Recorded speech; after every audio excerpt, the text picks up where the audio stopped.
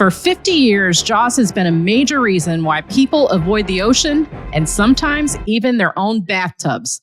It's widely credited as the first summer blockbuster, and it still holds its grip on pop culture like a great white chomping on a snack.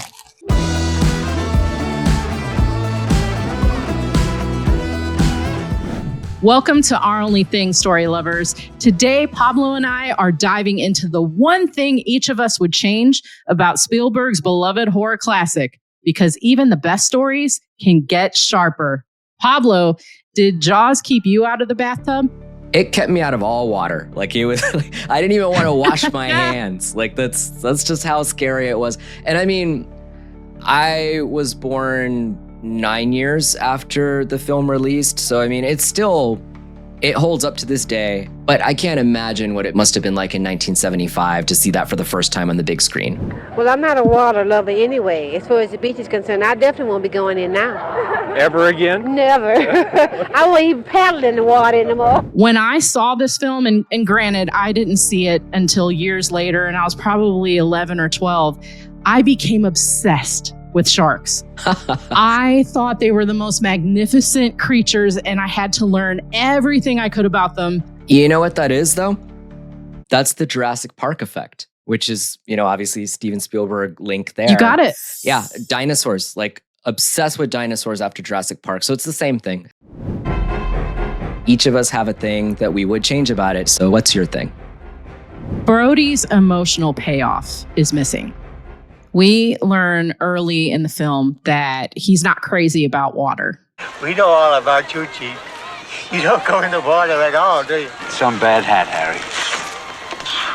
In the book, it was more about he was a fish out of water because he wasn't from that town. He was from inland. But Spielberg left it ambiguous. And I do feel like he did it because he wanted to focus on the adventure. But there's an opportunity to have an emotional release for Brody and to really deepen, no pun intended, to deepen this story. We understand he's afraid of the water, but that essentially is a partial setup. What if we learn that there was a trauma associated? What if maybe a loved one, like a brother, drowned in the water? And it doesn't even have to be the ocean. It could be a swimming pool, but that turned him off to being in the water in general. We have this opportunity with his son, Michael, who in the film ends up swimming in an estuary that they refer to as the pond. It's the safe place. It's where the old ladies go. Yes, exactly. And Brody, maybe in his mind, he's thinking he's come a long way with this fear because he lets his kids play in the water, even if it is where the old ladies go. But what if he allows Michael to play in the pond just like it happens, and Michael actually gets eaten by the shark? Now we've got this fear that we know was driven by a past trauma. We have this new trauma that's just entered into his life. And now instead of just going on this journey, this physical journey to defeat the shark, now he's actually confronting something emotionally. He is confronting his failure as a father, maybe the past failure of potentially not saving a loved one, and he's taking control of his life. The cool thing about it is there's a couple lines in this film that if we introduced this emotional beat, they would have so much more weight. Smile, you son of a... And then at the end of the film, I used to hate the water. I can't imagine why. that actually comes off as a throwaway line now. It's kind of a chuckle as they're swimming back to the shore. But if we added these moments in, it would be the ultimate cathartic moment. In this last rewatch that I had, Brody was kind of fascinating to me because Quint and Hooper get a lot of the attention because there's that sort of bravado and that clash that happens, and it eats up the scenery, right? Like, it's so good to watch that conflict between them. Brody, to me, feels almost like an audience insert in a lot of ways. And I mean, there's a lot that's been said about how there's sort of an emasculation happening as he realizes that these two other guys on the boat, have more experience than him in things like this that are more heroic when he is supposed to be like the big bad cop that, all his career has been the hero on land. There's the power of 3 happening here with 3 of them going after the shark. But there's a couple of major gaps. And one of them is that what does he technically add to this trio? He adds a handgun. He has a handgun that doesn't do shit. But honestly, he's out of his depth. To use that term, he is a fish out of water in Jaws. I have to bring up someone that I love to talk about, Mike Flanagan. Because I think about the movie Hush.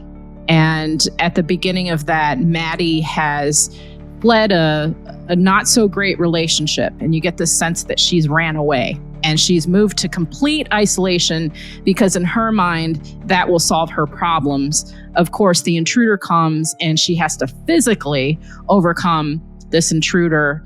She's deaf and mute, which obviously adds a barrier to that. But through that process of standing up for herself, at the end of the movie, she rejoins the world. And those little details that Mike Flanagan added in the beginning is really why that movie is so powerful. And there's an opportunity here with Jaws to have a similar kind of effect. I mean, you're talking about the hero archetype, right? They have to go through a change. They have to have been through some sort of trial and overcome it. And what you've suggested gives those opportunities for Brody to do so. You've just talked about the final girl trope, and that's what that's all about, right? Is they've been put through the ringer through an entire horror film, and they're going to fight back, and they're going to win, and you're going to cheer for them, and that's what we do. Pablo, what's your one thing that you would change?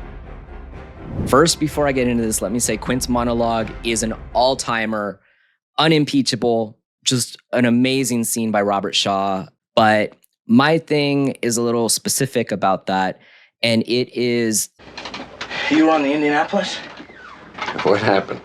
Even bringing up the Hiroshima bomb as part of the Indianapolis's mission, it seems irrelevant to the point of what Quint's monologue is trying to convey, other than to say, like, he found himself in this sort of no-win situation because of the fates.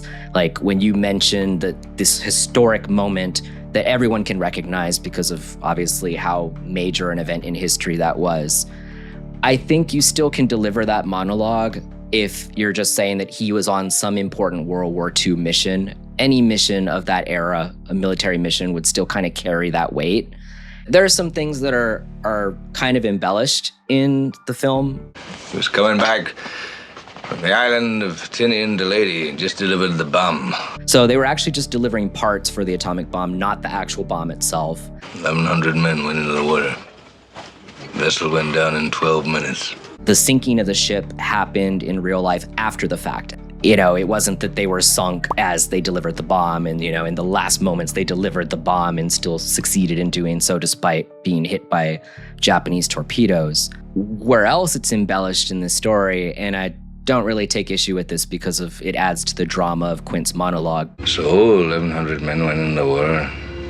316 men come out. Suggesting that about 800 men were eaten by sharks in the waters after the ship was sunk. That's a bit much. It was more like drowning and succumbing to their injuries from the blasts, more so than the sharks. So it wasn't really the sharks took the rest. To your point, he tells that great story about the guy that was next to him. I thought he was asleep. Reached over to wake him up. He'd been bitten in half below the waist. That story alone adds so much more emotional significance than saying it's all these people that passed because of sharks.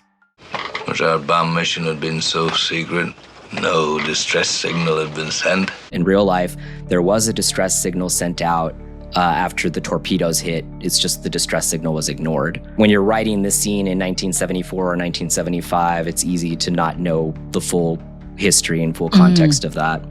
I think that it's just not necessary to bring such a prickly topic into this timeless monologue when it still could have succeeded without it. It's the Top Gun philosophy. In Top Gun, we don't know who the enemy is. We can make the assumption. You were in a 4G inverted dive with a MiG-28? Yes, ma'am. And what you suggested is the same thing. We make it something fictional. That way we can kind of fill in the piece of what was that actual event. Yeah, I think in 1975, that is a point of pride, right? That America was the ones that ended World War II that way.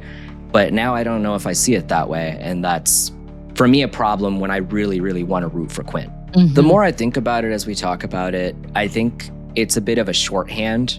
I mean, we have to put ourselves in 1975 and how you want to convey bravado and why somebody should command the respect that Quint thinks he should command. And I mean, you say, I was in one of the most important missions in military history up to that point.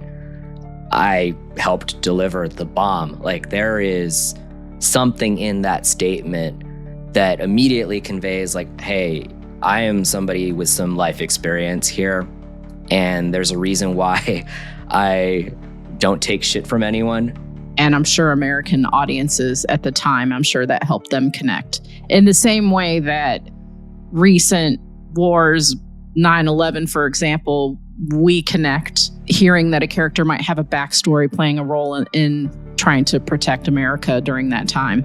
Context matters so much for something like this. And like I say, if we're looking at it with hindsight, it's so easy for me to nitpick. But yeah, if this were 1975, I don't think I would bat an eyelash. And no one did. Nope.